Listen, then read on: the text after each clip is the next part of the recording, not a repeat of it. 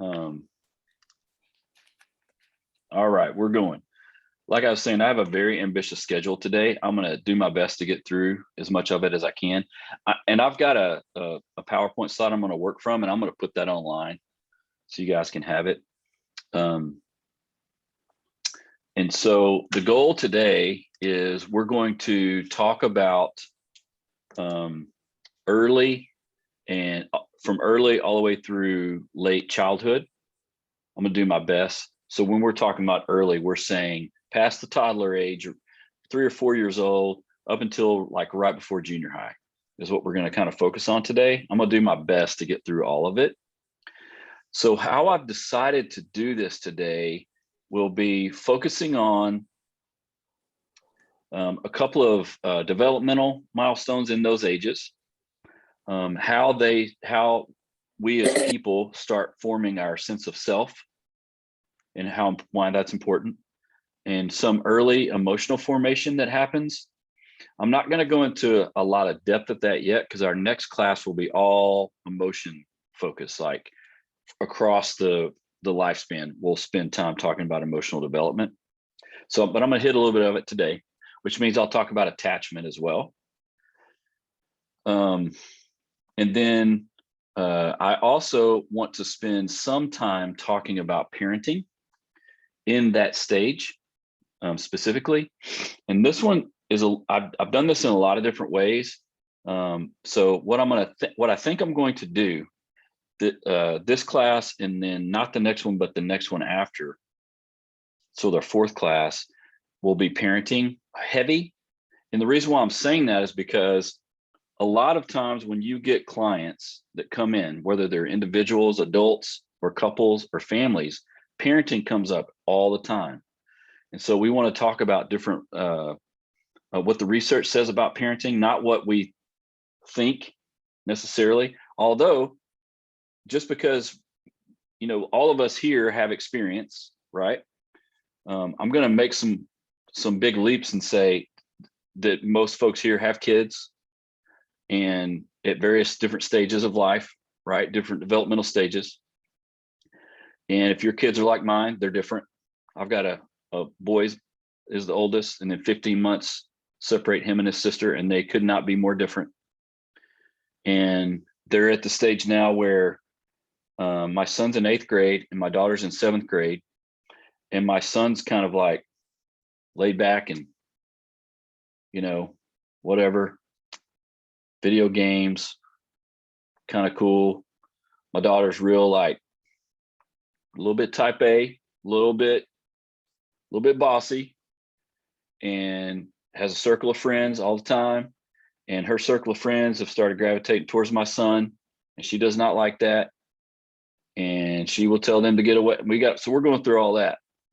So, and then if you fast forward, so I'm a weird person. I love teenagers. I love adolescents. I love the whole gamut of it. Even my own. I love my kids at this age. I'm weird. Not a lot of people like that. My wife was huge in the toddler, and then kind of like that elementary age. I mean, she loved it, and I was like, ugh, I don't know what to do with these guys. But I love this teenage year stuff. So we're going to try to focus in as much as we can on this early and through late childhood. There's tons of information. Okay, I'm going to hit a lot of highlights. And so what I'm going to do is along the way, I'm going to take a couple of little breaks. And if you have questions, you can ask. You can always put them in the chat. Okay. And then we're going to do at least one breakout session where I'll break you out in groups, have you talk about a couple of things, and then come back. Okay. And so I know that I know for sure I'm going to get off on some rabbit trails, and I'm going to apologize for those type A folks that don't like that. I apologize ahead of time. It's going to happen. Mainly because there's so much information that we're going to try to cover. Okay. So let me get this out of the way. So I've reduced 50 slides down to 27. So I feel like that's a win already. Like we're already winning because that's happened. I think that's really good. So let me go ahead and share my screen here, and we'll get going. My only problem with Zoom, and I hope they fix this soon, is when I go to share my screen, I can only see I can't see everybody, which I don't like. I'm not a fan of that. So when you see me looking this way, like my head's like that, I'm looking at you guys, just so you know, I'm not looking off into space. Okay. All right. All right. Someone is trying to get in.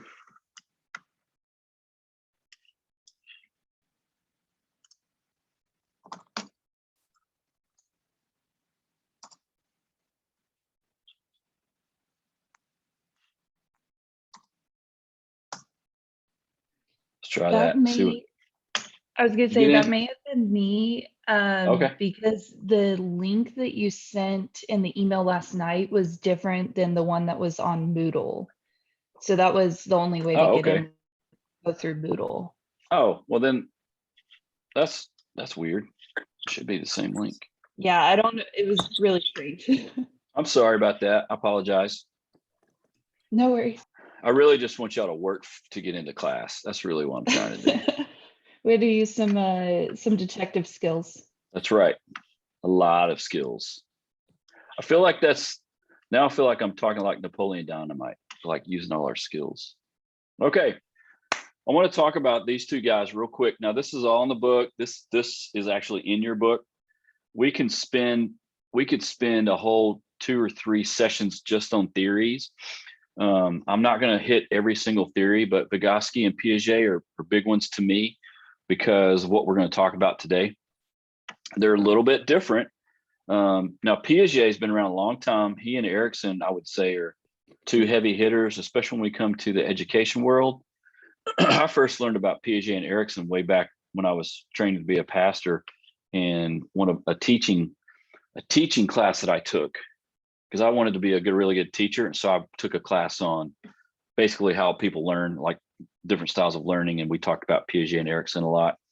Piaget and Erikson, I would say, would be some good folks to understand and know about. They kind of play off each other. Vygotsky is really interesting because he comes at it from a really strong social constructionist view, which is really kind of that nurture view. Okay. Piaget and Erikson are really observational. A lot of stuff that they came across was purely from observation, which is kind of interesting if you think about it, because in the social science world, a lot of times quantitative types of things are what people look for. In other words, how do you quantifiably how do you quantify development? It's really difficult, but you can do a qualitative study. In other words, you can observe, make comments, look at things in a little bit different view, and that's kind of how some of those were viewed. So when you think about these two folks, Piaget is definitely more on the cognitive construction, like he's really thinking cognitive development big time. Vygotsky is really on the social, and so you can see. I think one reason why a lot of times people lean towards Piaget is he has a strong leaning towards stages of development, and you can't go from one stage to the next without a little disequilibration, right? Like you got to go through something so you can learn, you can grow, you can develop, and then you get to the next stage, and you're in that stage for a little while. Vygotsky is not really like that. He uses this zone of proximal development, which is kind of like things that are you're kind of growing, basically kind of growing all the time, which really kind of is basically the same thing. So I kind of like both of these. I think both of these are important. The one thing that Vygotsky that I like is how the role of language plays a major role in how he sees the world. Language to me, because words are important, I think, and probably because I'm an attachment theorist person and I'm a social constructionist kind of person, I think words play a role in our life so early on.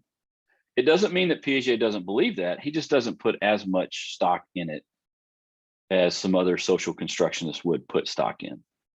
So if we think about it on a continuum, Piaget is more of a modern look. Vygotsky, I would say, social construction really is more postmodern. In other words, we start to deconstruct some modernist views of how the world comes about, or how we see the world, how we develop in the world. That really shook up a lot of people because we go from a big T truth to little t truth, and that freaks people out. Okay, and I'm not talking about spiritually right now, okay? We're talking about just like there was some set in stone, like Freud comes in and he says, this is how things happen. Well, then some other folks, Erikson, Piaget come in like, well, wait a minute, what about this? It's like, whoa, what are you talking about? We've always said this, and we've made these, now we're starting to make these shifts and go, wait a minute, what about this? The same can be true. The same is true of models of therapy, like cognitive behavioral therapy has been around so long, so well researched, it's super evidence-based. Then all of a sudden you bring in something like narrative therapy, which is like swing in the pendulum. It's like, whoa, what about, we can't do that. But what we don't understand is that they're still theory-based and they're grounded in theory. We can still use both. They're still both really effective, but one's modern, one's postmodern. The same thing is happening with how we view how folks develop. And so if you find yourself thinking, I really look at I kind of lean towards Piaget, that's not bad or good, it's just how you're leaning. That's okay. If you're leaning more towards social construction, like we really start developing based on what's around us, the language that's used, the culture that's around us, you might be leaning more towards kind of a postmodern view. That's okay too. Neither one of them are right or wrong. Does that make sense? That's just how it works. I'm just trying to give you a couple of boxes. That's all. Okay. I am guaranteeing if you don't stop me, I will go down the neuropsych rabbit hole so fast you won't even know what hit you, because I'm a huge neuropsych nerd. I blame Dr. Armstrong. He started me down the road. It's his fault. You can tell him I said that. I've told him a million times. Why did you ever show me any of the stuff you show me? What I want to talk about is I want to start forming our minds around a couple of things that are big in the clinical setting. Okay. If you're going to be in school counseling, or if you're just in private practice or working for a clinic and you work with kids or adolescents, you want to become familiar with ADHD, what that means, learning disorders, depression, anxiety, addiction. You want to become familiar with all of those. Okay. I'm going to talk about pieces of all of them. Well, right now I'm going to start the conversation about ADHD and what that means in the brain. And I'm going to carry it out this time. And then when we hit adolescence, we'll pick it up again. And then when we hit adulthood, we'll pick it up again. Because I've worked with all levels, childhood, adolescent, and now I've got 2 adults I'm coaching, ADHD coaching with. Okay, so we're going to talk about it at all levels. What we want to focus on is the fact that when we talk about brain development, starting with, and what we're talking about right now is early childhood. Okay, really, we're talking prefrontal lobe. Okay, that's where all your executive functionings are. All right, organization, setting goals, starting something, finishing something, metacognition, which we'll talk about later, how we think about thinking, conflict resolution, emotional responses, inhibitions, how we make decisions. That's all right here. And guess when that becomes fully developed? Age 10, no. 15, no. About 25, 26. So that's why, 16-year-olds are like, I don't think this will ever hurt me. I think I can do this. Well, that's kind of why, because, like a 5-year-old, if they're in my driveway and there's a car coming and they don't see the car, you know what I'm saying? They're just not as, that's why parents have to put guardrails, right? You understand what I'm saying? That prefrontal is really important. So from a certain age to a certain age, guess what? The parents are the prefrontal. And if there's ADHD involved, you're really the prefrontal for longer. And we'll talk more about that. Which we're talking about sustaining focused attention, which, okay, first of all, in early childhood, there hardly any child has focused attention. Y'all know that, right? This is not new information. Okay. Kids don't have focused. I know some adults that don't have focused attention past 5 minutes. And we could talk about a lot of theories. Is it screens? I mean, we'll talk about all that kind of stuff, but focused attention is something that actually you can learn. The thing about the executive functioning, or there's some of those things that are skill-based you can learn how to do. You can actually learn how to focus your attention. And some kids and adults are very good at focusing attention on what? Things they're super interested in. You know, if you tell my son, hey, I need you to focus for 30 minutes on blah, blah, blah, and then you get 30 minutes of video game time, he's like stone cold focused. He will do it. Right. So you can focus in. One of the most amazing phenomenon that I've seen, I started seeing this back when I was a youth pastor. I see it now with my kids, and I've seen it in other kids. And this is true of sports, but I'm going to talk about it from like band. How they teach kids how to play an instrument, I have zero idea. They take kids that never played an instrument, and they're all over the place, like herding cats. How they focus them to play an instrument is amazing to me. That tells me that you can focus your attention. That's just an example. Okay. We're going to talk more about the executive planning. I'm going to come back to this. Okay, let's jump into the self. And we're going to talk about from early childhood, and then we're going to hit it again middle and late childhood. Okay. Here's why this is important. Let me tell you where we're going, because in adolescence, the view of the self becomes different, but it's not different if we don't do the legwork on the view of the self early. Okay. So again, I'm going to give you guys the 30,000 foot view. Okay. I'm going to trust that you're going to read and get all the layers that come in between, because all this is going to be in your book. Okay. And they're going to go into all of this. Initiative versus guilt, what shame does, what guilt does, and how important those things are as we develop. Okay. And I'm going to hit on a lot of them, but I want to start right here.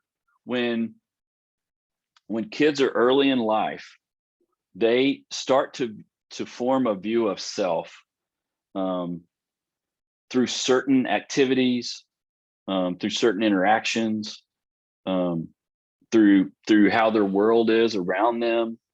Okay, because obviously when kids are born and we go through infancy to toddlerhood, the view of self is very limited. Like they don't know anything other than the person around them. Okay, it only happens in early childhood that they begin to think they're here too. Okay, let me let that sink in for a second. Like we don't just come out of the womb knowing we're here. Like we know we're here, but I'm talking about mentally knowing we have a self. It happens as we get older. And that's very important, because if we don't have a good view of ourselves, guess what? We don't have a good view of others. And these kind of stack on each other. Okay. And so as the view of self comes, we start to form a conscious. Okay. Subconscious and conscious really start to come online. And how that starts to come online is we start to form feelings of guilt in certain ways. Okay. And for the sake of argument, I'm going to talk about levels of guilt. There's a kind of a good level of guilt, and then there's a negative level of guilt. Okay. The negative level of guilt is what we would associate with shame. Something's wrong with me kind of thing. A positive level of guilt is, oh, shoot, I shouldn't have hit that person, or I shouldn't have thrown that thing, or I shouldn't have fill in the blank. We feel guilt. We're like, oh, shoot, I need to make a repair. Does that make sense? If we don't do that, what do you guys think would happen as we get older? Think about it. If we don't feel good guilt, what would happen to us as we get older? Pretty much don't care about anything that you do, and you only care about how it affects you, maybe not others. Yeah. it really starts to help us form empathy, self-awareness, right? Self-understanding and understanding others, right? What's important about it is, and this is mostly a natural process, guys. This isn't like we're wired that way. Okay, we're wired to feel these things early in life so that we can feel things more fully later in life. In other words, it doesn't make sense that a 5, 10, even 12-year-old is like fully empathetic. That doesn't make sense. It's not wired that way yet. Okay, now that doesn't mean that can't happen, because those are skills that we're developing. But it will not happen as quickly if we don't first have this kind of good guilt as we get older that will form and develop our empathy later. Now, having said that, the reason why this self-understanding is important is because it starts to help us say that, okay, I think I did that, or I said that, and maybe that wasn't the right thing, which then leads us into being responsible for ourselves later in life. Okay? If you're an adult and you don't think you're responsible for yourself, that's probably a problem. Does that make sense? Okay. This stuff starts in childhood. And for the most part, for the majority of the population, it just happens naturally. It's developmentally appropriate. Now, some people probably go faster than others, right? So no one goes at the same pace. Some people might go faster than other people. That's fine. But in general, the only way to have a good view of self is to have some of these things happen to us and around us and with us. Now, the one thing I haven't talked about yet, which I'll get to in a second, is, okay, what about the adults in our lives and how does that impact us? We'll talk about that here in a second. And I apologize in advance because my dog's barking, because he probably saw like a shadow move outside our door.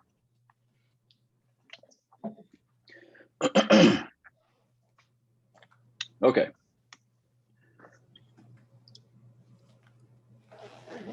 We kind of talked about this, understanding others. Children do start to understand things psychologically in traits, and understand different kinds of commitments or different levels of commitments. There's that egocentric part. Well, and this is just kind of a side note. I've worked with plenty of parents that basically talk about their kids, and mainly this is because they're frustrated. They talk about their kids like they're so, they don't think of other people. I'm like, well, yeah, that's exactly where they are. I'm sorry, for like 15, 20 years, that's going to be them. That's how it is. They're not thinking of other people, and they're for sure not doing it though like you do. There's been studies done with adolescents in empathy or taking someone else's perspective. Around something like 15 to 18% of adolescents do that. It jumps to about 28% in adulthood. So there's a huge jump, which actually is a good thing, because that means we can learn how to do it, right? It's a skill that you learn how to do, but you got to start learning it here. This is when you do it. Okay. All right, let me take a step back, because we're going to jump into middle childhood and kind of keep talking through this. You guys have any questions about anything we've talked about so far? I do. This is Z. So you we're talking about the not having empathy and kind of being very self-focused. At some point, could that individual become narcissist? Like, is that how that is birthed, where, not having a good foundation during this season about other people? That's it. Yeah, narcissism is a totally different deal, because now you're talking about a disorder. Okay, so let's take, for example, narcissistic personality disorder. That's a specific disorder that something has happened. That could be, it's possible that it was genetic. It's possible that it was also something maybe traumatic in life. A lot of trauma with folks is connected to traumas. First of all, trauma is connected to lots of disorder and a lot of mental disorders to begin with.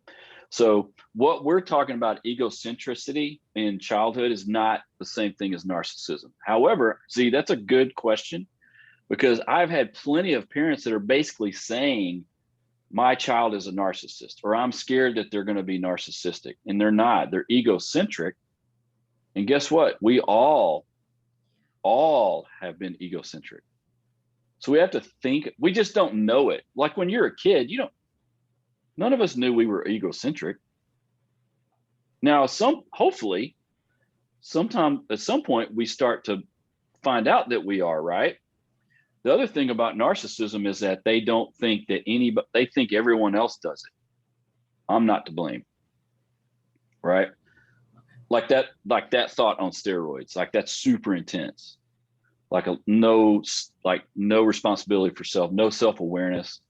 I had a client about 3 years ago, husband, wife, and she started coming. I saw her twice, and I saw the husband twice, and I saw them together. And she was convinced her husband was a narcissist, bought him literature telling him he was a narcissist, and she was the narcissist. Her children didn't want to have anything to do with her. One kid moved halfway around the world. The other one hardly ever talked to her. And when they all got together, they literally all said, "You are narcissistic," to the mom. But she still didn't have any concept of that. She thought everyone else was that. That's also a huge trait of narcissism, right? That's not the same as being egocentric, right? Because if I'm egocentric in childhood, I still feel a little bit of guilt if I hurt your feelings, or if I do something wrong. I'm like, oh shoot, right? It's that little bit of the emotion that comes with it that you go, oh, even if you feel it later. Okay, that's one of the big difference. In a lot of times we want to make these jumps to, oh, well, if they're egocentric, then they're going to be narcissists and they're going to be psychopath. We're talking about a real small percentage of the population, like super small, like single digit percentage wise. It doesn't feel that way, probably, but it's a super small percentage.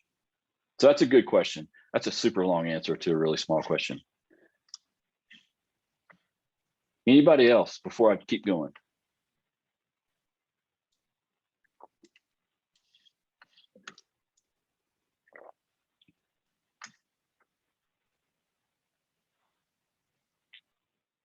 Okay. When we talk about middle and late childhood, that's where a lot of the social comparisons will start to come into play, where we're talking about peer-to-peer kind of things or family to family. They start to notice, and that's just, again, another normal stage of development that happens. A lot of, for example, kids that will start noticing, friends get to do certain things I don't get to do, or this happens to them but doesn't happen to me, or or we'll flip flop that. I didn't have to go through something they had to go through. They start noticing it and start looking at social types of comparisons, and that's really how the cliques start forming. This is how social cliques and silos starts forming, because there's starting to be a more broader perception of like how social interaction occurs. Okay. And that's a normal, natural process. Now, taken to the extreme, you can have really negative experiences, right? Bullying, ostracizing, isolation. Taken to the other flip side, you can have friendships, really good friendships, support, social help. And so that's one of the reasons why, if you look at a lot of studies that will say by the age of 12 or so, like say a kid's not playing in a sport team by the age of 12, they usually won't. That's why there's so many sports types of things and so many things for younger kids to let them try to figure out if they like something or especially by the age of 12 or 13, like to kind of find their place. It doesn't mean they'll stay there forever, but it's really more of a social thing, if that makes sense. That social part, as they get older, especially middle and late childhood, socialization becomes part, because guess what? By the time they hit adolescence, if they have low social skills, that's going to be tough for them. They're going to have a hard time. And it happens. Okay. It happens. And you can still learn social skills in junior high and high school. It's just harder if you didn't learn them as well in elementary. And some kids do and some kids don't. And there's such, and we'll talk about this in a couple of classes. Some kids will mature quicker than others in the, even socially, not just physically, but socially as well. Okay, so in other words, everybody's kind of, it goes at a different pace. Okay. Perspective taking, we kind of talked about this earlier. Perspective taking is the ability to assume another person's perspective and understand their thoughts and feelings. And children can become skeptical of other people's claims. And this happens, and you can see it in middle and late childhood. You can talk to a kid and they'll tell you, so-and-so said this, but I don't know if that's, you can just hear them talk about it, right? This idea of perspective taking is very important, very important. One of the reasons why I find this to be one of the most important parts of clinical work is because most, if not all, I do with clients is work on empathy skills. And one large part of empathy skill building is perspective taking. And I'll give you an example in adulthood, and then I'm going to give you an example in childhood, okay? If I'm working with a couple and they're having trouble, and you can tell when they're having trouble taking the other person's perspective because they're hurt and they're frustrated and they're angry, that's fine. I will have a conversation. Hey, tell me about this. Help me understand. Tell me about what this feels like. Tell me what this looks like. Tell me what you think about this. And let them talk me through it. And then I'll turn to their spouse. Tell me what this feels like. Tell me what this looks like. Help me understand it. Now, I'm trying to gain their perspective, right? I'm trying to put myself in their shoes, so to speak. And then I can flip-flop it around and I can say, well, tell me what you think they feel like when this happens. Tell me what you think tell me what that feels like if these things go on. And what I'm doing is I'm basically asking them to get out of their head into their spouses, right? Mentally. You can do it emotionally too. You can do it mentally and emotionally. That's kind of that idea of perspective taking. With kids, it's super similar. If something happens, any kind of situation, if you work with kids or have kids, there's no such thing as drama-free childhood. It's not even a thing. Something's going to happen sometime. A mistake's going to be made. They're going to get their feelings hurt. Somebody's going to do something. They're going to do something. Whatever. It's going to happen. One simple technique to help them start to take perspective is to ask questions like, hey, and not ask questions when they're upset. I'm talking about later when things are calmed down and you're just kind of talking. You can ask them questions like, what'd you learn about that? How did that feel? How do you think that other person felt? And we're not looking for them to write a dissertation on it. We're saying, give me what you think. What do you think? Sometimes they'll probably say the right thing. Sometimes they might not, but it's just the idea of training, right? You're starting to pull them into this area of thinking of other people. It's easier as they get older. A 5-year-old is not as easy as if they're 12. Okay, not that a 5-year-old couldn't do it, but it's just easier as they get older. Mainly because the sense of self becomes more and more developed and intensified. Because then, as we know, when we get into childhood, the sense of self is huge, because then all they're thinking about is what other people think of them. At this stage, they're thinking of what I think of myself. This is what I think of myself, right? And that's why a lot of them will brag about themselves a lot. I've got a niece that's 7, and she apparently can do everything well, like great. She's great at everything. That's because she's 7. Her egocentrically, she's elevated, and that's fine. That's just developmentally appropriate. Because what do we know? Life will knock us down. We're going to get some things are going to happen to us, right? So when we take perspective of other people, that's super important. You could probably blow this up to taking perspective of situations, right? If something happens and a friend makes fun of us, or our best friend, betrays us. Well, how did that feel? I don't like it. I don't know if I can trust them.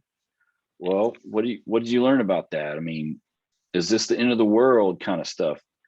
Tell me, later on we go, man, it seems like you're doing better today. What happened?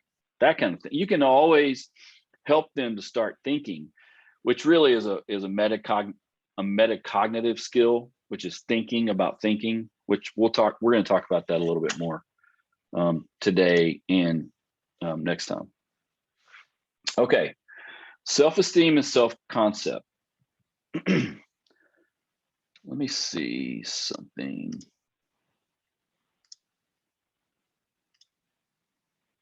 I'm going to talk about these two, and then we're going to do a group thing, a breakout.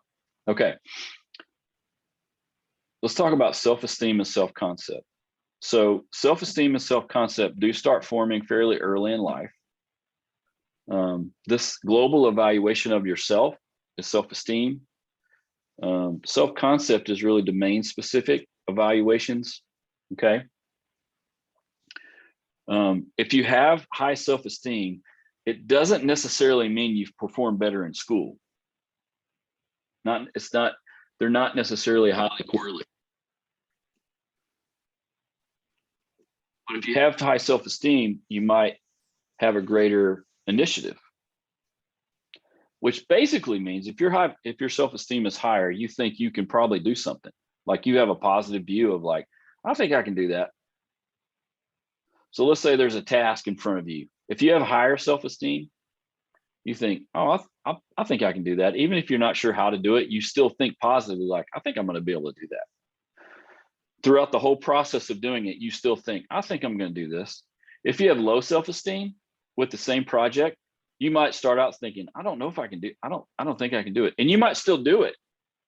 You might still do the whole project. And even at the end think, I don't think I can do this. But you just did it, right?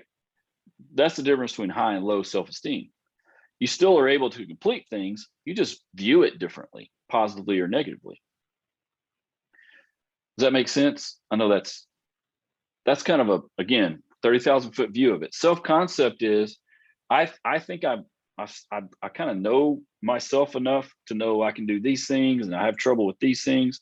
Like starting to understand and evaluate yourself, not in a necessarily always negative way, just kind of starting to know yourself a little bit better, what you're good at, what you're not good at, kind of thing. Efficacy is this belief that you can master any kind of situation and produce positive outcomes. Regulation, which is super important to learn. We'll probably talk about aspects of self-regulation every class, more than likely,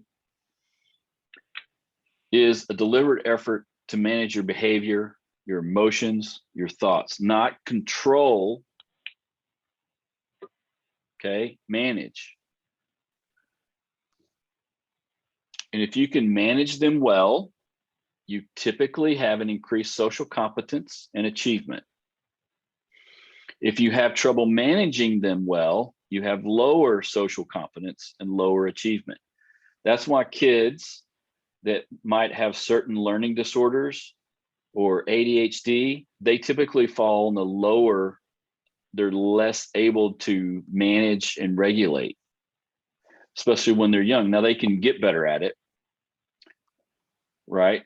But they have trouble managing, okay? Now don't insert the word control one's behavior, emotions, or thoughts. We're talking about manage. We don't control our emotions. We don't control thoughts. We don't control behavior, we manage it. Emotions especially they're automatic. They're not controllable things. Okay, and we'll talk more about that later. This is very important to have that distinction though. Okay. Let's take a step back from this for a second. Let me get you guys over here.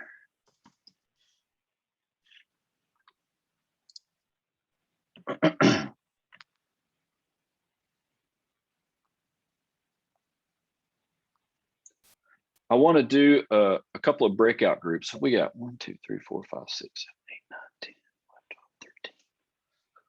We'll do like 4 or 5 breakout groups. And what I want you to do, we're gonna transition now into some parenting things and like family parenting kinds of things in this developmental stage. Okay, early to late childhood. All right. So what I want to do right now is have a discussion I have with all my classes about about how different roles of like your caregivers, how roles play an impact on kids' lives. Okay, for the sake of this activity, we're going to talk about the roles of a mom, roles of a dad. In some cultures, there's significant like certain roles are played by the dad, certain roles are played by the mom, and they're very specific, culturally speaking. In other cultures, they're not as specific. They're a little bit looser. Okay. I would say that the roles and the outline of those roles in American culture has changed and shifted in the last 30 years. It's not as there's more, like, for example, there's more working stay-at-home dads now than there ever has been. And there's more moms going to work outside the home and dads staying home with kids than there ever has been. It's fairly significant. And so does any of that change of role have any impact on kids? That kind of thing. Okay, so there's going to be, here's what I'd like for you guys to talk about. This is going to say, I'm going to, when I put you in your groups, I'll actually send you a message with what I'm asking you to talk about. It's going to say, come up with 10 strengths for each one of these things I'm going to describe. If you don't come up with 10, that's fine. 5 or 6 is fine. It's more about the discussion, and then we're going to come back. So what I want you to do is talk about 2 different things. Okay. What are 10, none of these discussions will talk about weaknesses. Okay. So just get your mind focused on strengths. Okay. And I guarantee you one of these will be harder than the other. 10 strengths of having no role distinction between mom and dad. And we're talking about early to late childhood. Well, there's no role distinction. Everybody does whatever role. Like there's no distinction in a role. I want 10 strengths of that. And then 10 strengths if the roles are very specific according to the sex, right? According to male and female. Okay, males do this, females do this. All right, so the first one is there's no distinction in those roles. The second one is if there's very distinct roles based on the sex. Does that make sense? And I'm going to send this to you. It's written up. If you can't come up with 10, that's fine. I'm not super worried about the number. I just want you to talk about it. Okay. All right. Let's do some breakout rooms.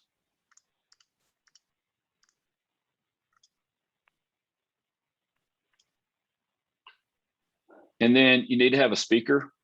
And the speaker for each group is the person whose birthday is closest to today. And I'll let y'all figure that out.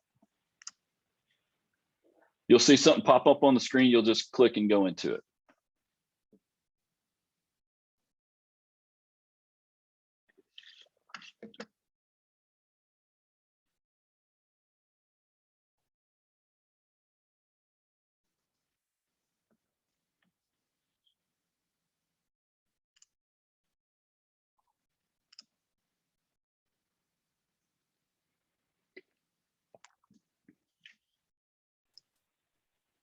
I'm going to spend the rest of this time talking specifically about parenting.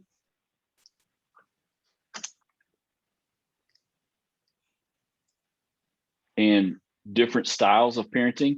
And this kind of discussion we'll pick up again when we hit adolescence, but I want to start it today.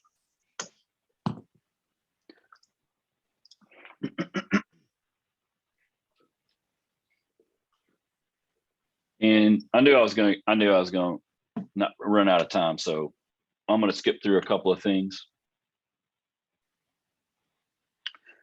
When we think about parenting, we can look at styles. And so there's a couple of different, actually 4 different styles we can look at. Okay. And I'm going to spend probably the majority of the time talking about this. And then I want to give you guys a chance to ask questions. And I'm just telling you up front, we're going to run out of time, but we can pick it back up. Okay. And just so you know, if anybody wants to stay on a little bit longer and talk a little bit more about this, I'm willing to do that. But I want to be mindful of everyone's time. At 10:30, we'll have a hard stop there. So if we think about different styles of parenting, authoritarian would be and we think about them on a continuum, right? Okay. Authoritarian is on one end of the continuum and indulgent is on the other. And they're really opposite. I mean, as the words describe. Authoritarian is, this is how it goes, period, no matter what. This is my way or the highway.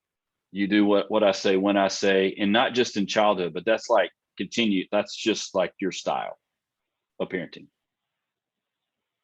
Same with indulgent, that's still your style, but it's kind of like, yeah, if it feels good, do it. I'm not really worried about it. I don't care what you do, kind of go do whatever you want. Right.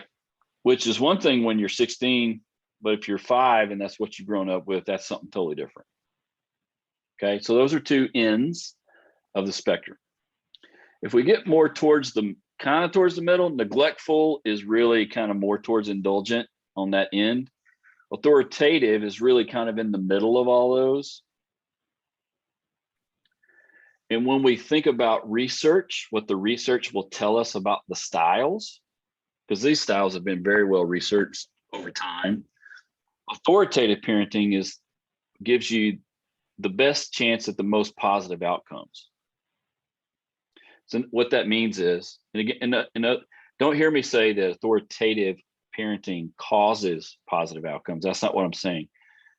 But there's a higher correlation with kids and positive outcomes with authoritative parenting. Okay. So what that means is authoritarian parenting is really more not very flexible, not very adaptive, and actually doesn't work really badly when kids are young, because you are kind of more of a cop to your kids when they're young, because you have to have firmer structures, right? Firmer guardrails around kids. Like just simple things like I was talking about running into a street. I'm in a fairly active neighborhood here with lots of kids and lots of cars. And, they don't always think. So you got to have rules. Hey, don't go in the street. I mean, don't touch that light socket. I mean, we got to have some rules for our kids. So you're kind of a cop. So authoritarian parenting is not horrible when they're little. It doesn't translate as well as they get older. Authoritative parenting translates a lot better as they get older. Okay. So as they get into middle and late childhood, one goal of parenting, I think, should be more independency for your kids. And what we know about authoritative parenting is that it tends to lend itself towards more childhood independence. Okay. So when I say that, don't hear me say that authoritative parents doesn't have guardrails, because it does. It has structure, it has boundaries, it has guardrails there for them. They just become more adaptable and flexible as the kids get older. I'll give you an example. So I worked with, this is a couple of years ago, I worked with a college age guy who was, I think he was 20 or 21 when I worked with him. And it was during the summer, and he had come home from school. He was in college, like he must have been 21. He was 2 years into college. He came home. We were doing some work together. And I noticed that he just seemed really angry, like frustrated and angry. One of the sessions, I was like, what's going on? And he's like, well, you know, my parents have put these rules, blah, blah, blah, blah, blah, which is not uncommon to have rules. I mean, we have to have rules, but the rules were in place, and they were the same rules he had since he had been in high school as when now he was in college. That doesn't work. It's not flexible or adaptable to him developmentally or fair. It's really not fair either. So basically his curfew was the same, you know, as a 21-year-old as when he was 15. And that's authoritarian parenting. This is my house, it's my rules, period. This is how it is. I pay for this. I pay for this. I do this. You do this when I say. Authoritative parenting is, well, what do you know, I know you've been out. I know you've been in college. Let's talk about that. It doesn't mean you don't have any rules. It doesn't mean anything goes. It means you have some structure in place, but it's adaptable and flexible. One of the highest ways, or one of the most effective ways to help families is to help them become adaptable and flexible. Adaptation in families is so important. Flexibility in families is so important. Okay? Because if you can adapt to situations, you're just going to do better. If you can become a little more flexible, you're going to do better, which means you got to work on some of your anxiety. You got to work on some of your frustrations. You got to think about, really, honestly, when it comes to parenting, if parenting is about discipline, then discipline, the core of discipline is not punishment. It's what? It's teaching. So one common way that I try to reframe parenting of any style, okay? One time I try to reframe parenting as teaching. What are we trying to teach our kids? What we'd like for them to learn. I've never met a parent, I've never worked with a parent that said, I think what I want my kids to learn is when they're 40, it's okay for them to live at home and not have a job and not do anything. No one's ever said that. That's never been a conversation. It's the opposite, right?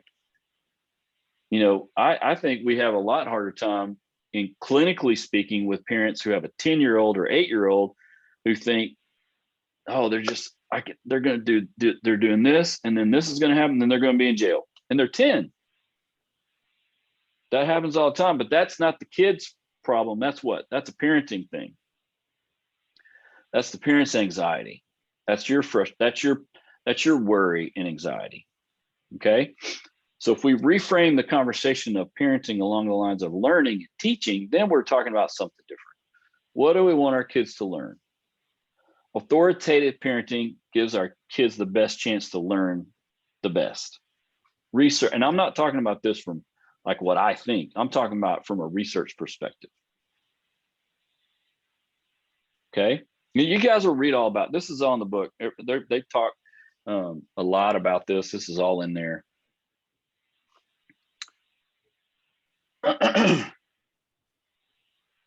We don't have a ton of time to get into the punishment pieces. Like I kind of talked about punishment versus discipline. And there's lots of ways to do consequences. Okay. And there's a continuum of consequences in terms of punishment that we could talk about. I'll just kind of say that corporal punishment is linked to lower levels of higher levels of mental health issues, higher anxiety, higher depression. It's also linked to higher levels of shame and guilt in kids as they get older. It's better to handle things by trying to reason with kids, which sounds like an oxymoron, but it's not. You can do it. And we don't have a ton of time to talk about this today, but I'm going to talk about this more when we get into the emotion pieces next time.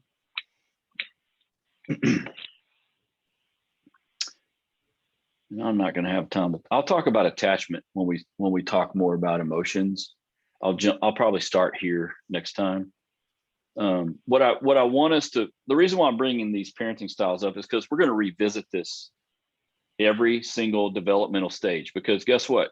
Kids go from kids being parented to teens being parented to adults parenting, right? It's a cycle, right? If we follow it most naturally, this is kind of the cycle that happens. And so this is why this topic is kind of important. And so we'll talk about it in each, developmental stage. And at some level, we had a really good conversation last semester about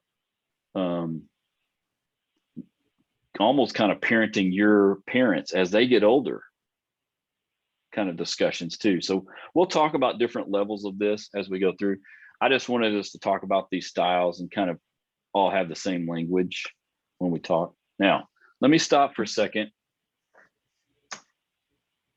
Does anybody have any questions about kind of anything we're talking about right now? And I'm trying to be mindful of time. We've got 5 or 6 minutes here. Does anybody have any questions about any of these things?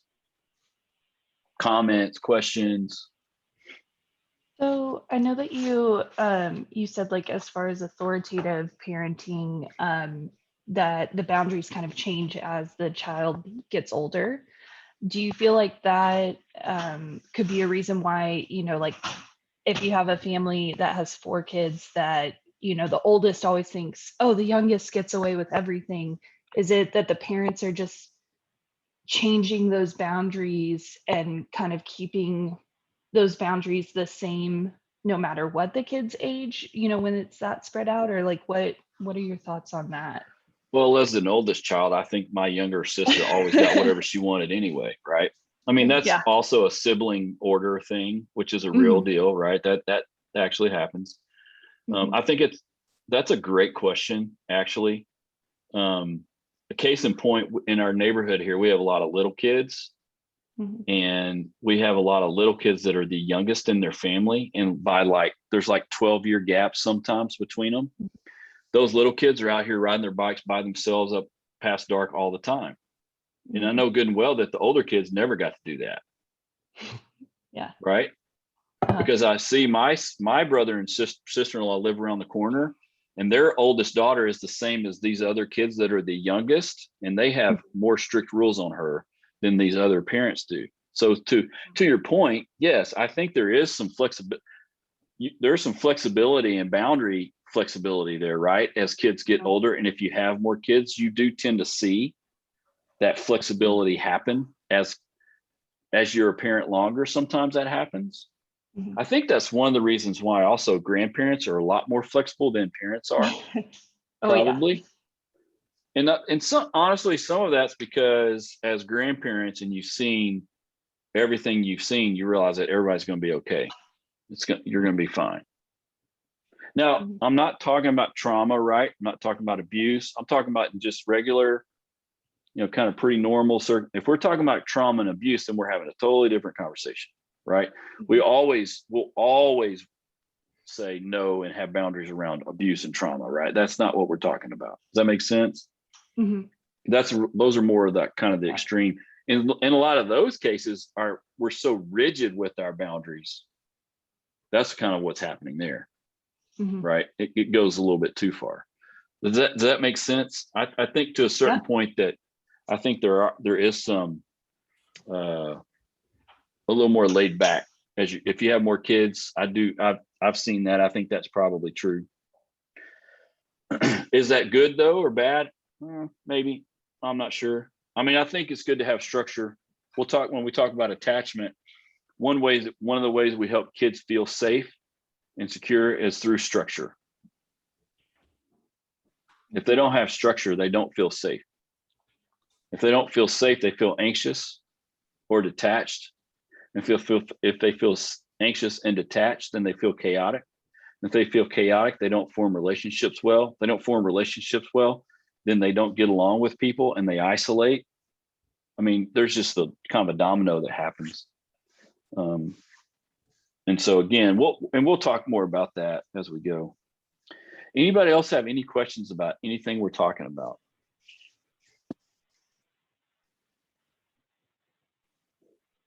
I have a question, but it's probably maybe not the right time to ask it. Now, there's always a good time. I'm just curious because when you talked about earlier about the low self-esteem and self-concept, and then you kind of talked about like working with people to develop empathy and perspective taking and all that. How do you work with a client that has low self-esteem? Well, I think the first thing to realize is when we're talking about low self-esteem, there's usually reasons, right? So we have to, in some ways, try to understand what reason, like what's happening, either what's happened or what is happening in their life. And I'll just go ahead and be honest, as an attachment theorist person, I go back to childhood a lot, or in that kind of time frame, or at least if there's been markers of not necessarily just abuse, but markers of like bad attachment. I'll talk about things like that. And so when we think through it, and I'm trying to think of a couple of examples. When you think through it and you talk about those kinds of things and you try to figure out kind of like maybe what's behind some of it, then you can start to address it directly. The second thing that you want to think about is there's a difference in our life, anybody's life, between things that happen to us and things that happen because of us, right? Those are two different things. And we oftentimes get those flip-flopped. We get the things that happen because of us in that category of things that happen to us. And some things happen to us and we don't have any control over at all. You know, they just, especially if you're young, you know, if I'm 5 years old learning to ride my bike and I don't do well and my parents get mad at me, I'm not in charge of that. I'm not in charge of them, you know. So that's the other thing. The third thing is I like to focus on resiliency, which is kind of to me is very important. So for example, if I were to ask any of you, and especially if someone is struggling with their self-esteem, I sometimes will ask and say things like, you seem like you're really smart about this. How does that feel to hear me say that? They'll immediately have a thought, the yeah, but thought, or you're just saying that because you're supposed to, or what, those thoughts are automatic. And that tells me a lot. If I say that to someone, they go, oh, thank you very much. I work really hard at that. Their self-esteem is probably not super low, more than likely. But if they say the yeah, but, and are thinking the yeah, but, some of you are doing it right now after what I just said. It happens. It's just a normal, we're human beings, right? That just happens. But if I say to you, okay, tell me, like, for example, tell me someone that can go through these experiences and not be curled up in a ball on the floor in the corner all the time. What does that say about you? Well, now we're talking about something different.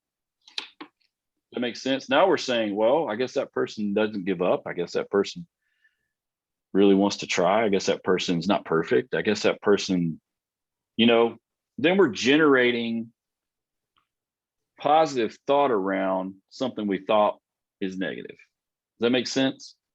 Yes. So that's kind of cognitive behavioral therapy. It's a little bit of cognitive behavioral. It's a little bit of solution focused. And to be honest with you, it's a little bit of, it's almost like narrative therapy, because narrative therapy looks to bring out highlight these markers where the problem wasn't a problem. So it's kind of a little bit of all those things. But you can't do that unless you have a good rapport and connection with the client. It's harder to do, for sure. And unfortunately, you know, our self-esteem really impacts our parenting. If we have low self-esteem, we're going to struggle. We can be good parents. We'll just have a harder time with it because we always think we're bad when really we're not. We're just I mean, good grief. There's no perfect parent. Every parent struggles. That's just how it is.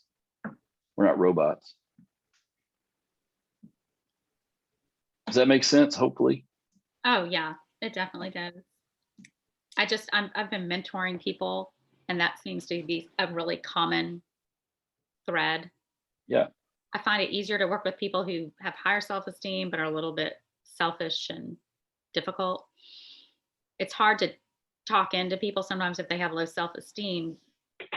They're so self-condemning. Everything they hear, they just take it in and they're condemning themselves. So Yeah. And I think the difference there is we don't talk into people as much as let them talk into themselves. I want my clients to see themselves the way I see them or the way other people see them. If I'm working with a teenager, one thing I might do is I might say something like I'll ask them who their friends are, who's your best friends, who are the people you trust, and I'll get a list of those folks, and I'll say, hey, if I called these 3 people in here into the office, and I'm like, hey, help me understand, I want to ask you guys some questions because I really need to understand Tom. Could you tell me what are the things about Tom you're like, man, this guy, I like Tom, and this is why. Tell me what they would say. Well, he's talking about himself, but he's talking about it from a third person's perspective, right? It's not me saying anything. It's actually not anybody else saying anything. He's saying it about himself, right? And then that's our list that we go off of, that he's brought up, he's thought of, he's generated. I haven't generated any of it. I could say those things, but he's generated that. But even teenagers can do that pretty easily. It's not hard. But to me, that's the way that you help people grow the best, is they start generating that for themselves. The trick is to help them generate it outside the therapy room. That's what the trick is. If they start doing that, then that's a second order change, right? That's like all of a sudden they look at something that instead of them saying I can't do it, they think I think I might be able to do that. That's a second order change. Does that make sense? yeah, and I guess it's just a slow process. I've had them write profiles of themselves. Like Yeah. they would, like, not a dating profile, but I give them like that idea, but just who are they even and what are their strengths? And Yeah. that is Oh, that's helpful. right. Yeah. Yeah. All right. You bet. Hey, we're about done. We are done. So I'm going to stop the recording.